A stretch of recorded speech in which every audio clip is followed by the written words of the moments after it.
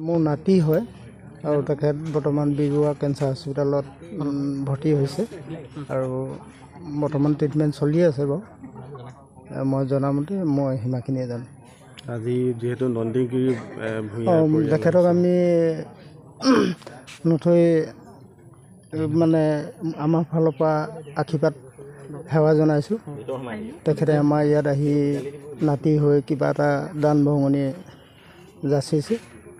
গতিকে যুৱ ছাত্ৰ পৰিষদেও কালি কিবা এটা দিছে বোলে। গতিকে তেখেতলোকক আমি আমাৰ ফালৰ পৰা সেৱা জনাইছোঁ। খুব একচুৱেলি এনেকৈ আহিব লগা বিষয় নহয় এইটো।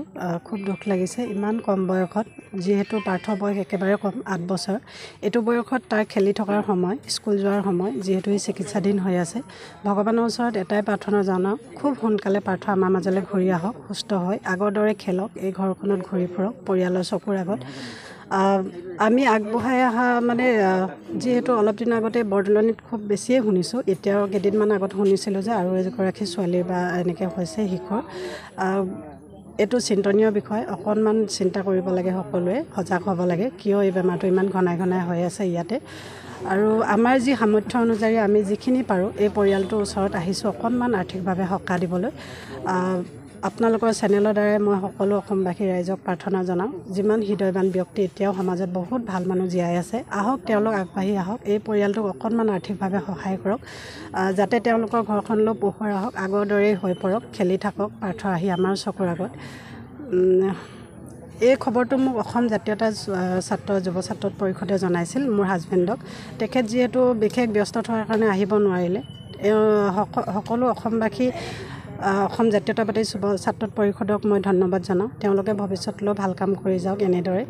তেওঁলোকে এই সুবিধাটো দিয়াৰ কাৰণে আজি আমি ইয়াত আহি উপস্থিত হ'ব পাৰিলোঁ। অকণমান ভালো লাগিছে নিজকে, যিহেতু পৰিয়ালটোৰ মুখত অকণমান হ'লেও হাঁহি দেখিম।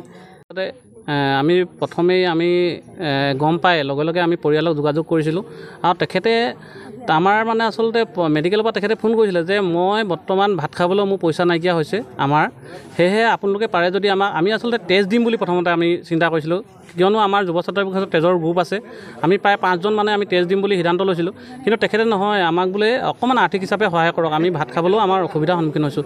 সেয়েহে আমিতো সংগঠন, আমাৰ ৰাইজৰ দান বৰঙণি আমি চলা, সেয়েহে আমি চিন্তা কৰিলোঁ যে যুৱ ছাত্ৰ পৰিষদে আমি এটা উদ্যোগ লওঁ যে বৰদলনি যিসকলৰ আমাৰ বৰদলনি ব্যৱসায় বা আমি ক্ষুদ্ৰ যেনেধৰণে দিয়ে আমি আৰ্থিক সাহাৰ্য মানে বিচাৰোঁ, আমি সেই তৎক্ষণাত আমি আৰ্থিক সাহাৰ্য বিচাৰিলোঁ আৰু ৰাইজে আমাক ইমান ধুনীয়াকৈ সহায় কৰিলে যেন আমাৰ তৎক্ষণাত আমাৰ 30,000 টকা আমাৰ মানে উঠিলে। সেই আমি 30,000 জয়ন্তপুৰতো আমি বৰদলনিত পাতিলোঁ, জয়ন্তপুৰত পাতিলোঁ, তেনেধৰণে পাতি আমি জয়ন্তপুৰত আমাৰ মানুহৰ বাবে এটা অনুষ্ঠান আয়োজন কৰিলোঁ। সেই অনুষ্ঠানৰ যোগেদি আমাৰ প্ৰায় 30,000 টকা উঠিলে। আমি যোৱাকালি তেখেতৰ বেংক একাউণ্টৰ যোগে তেখেতলোকলৈ আমি প্ৰেৰণ কৰিলোঁ যে আপোনালোকক 30,000 টকা আমাৰ যুৱ ছাত্ৰ পৰিষদে দিয়া হৈছে।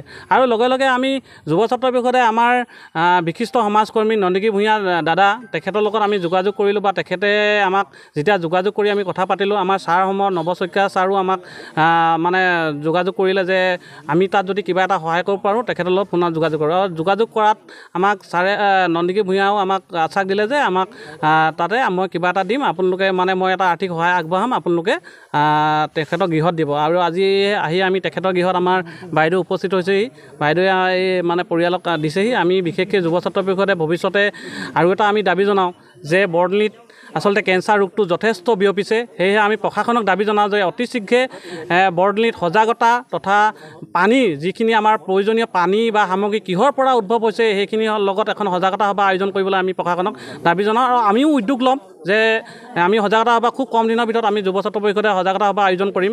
আমাৰ বৰদলনিত যিবোৰ কেঞ্চাৰ ৰোগৰ পৰা কেনেধৰণে বিয়পিছে, সৰু সৰু কণ ল'ৰাবোৰ বিয়পিছে, সেয়ে আশা কৰি আমি যুৱ ছাত্ৰ পৰিষদে উদ্যোগ ল'ম বুলি আশা কৰিলোঁ।